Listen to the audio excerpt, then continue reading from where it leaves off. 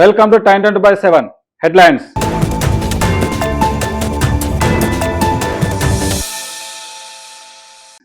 తెలంగాణపై full focus.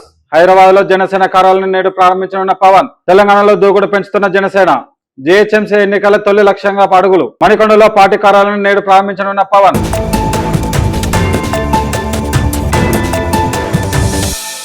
మనకు ఎప్పటికీ ఆయన స్ఫూర్తి.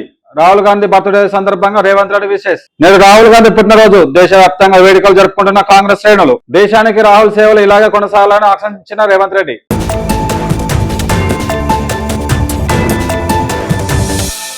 తెలంగాణ ఛత్తీస్గఢ్ సరిహద్దుల్లో మావోయిస్టుల కోసం వేట. తాలి పేరును స్వాధీనంలోకి తీసుకున్న బలగాలు. ఛత్తీస్గఢ్ నుంచి తెలంగాణలోకి చొరబడేందుకు మావోలు ప్రయత్నిస్తున్నట్టు తెలంగాణ ఇంటెలిజెన్స్ సమాచారం. తాలి పేరును ప్రాజెక్టు పరిసరాల రెడ్ జోన్ గా ప్రకటించిన ప్రత్యేక బలగాలు. అడవుల్లోనే ఉండిపోయిన అగ్రనేతల లక్ష్యంగా కొనసాగుతున్న ఆపరేషన్.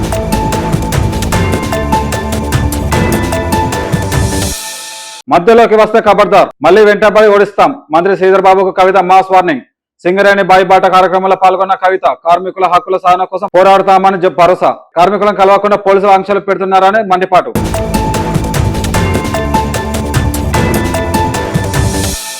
డాక్టర్ లేడు, నర్సే కాన్పు చేసింది. బూడిదలో కత్తెర బయటపడంతో వెలుగులోకి వచ్చిన నిజాలు. భద్రాద్రి కొత్తగూడెం జిల్లా గుండాల ప్రభుత్వ ఆసుపత్రిలో వైద్య నిర్లక్ష్యం.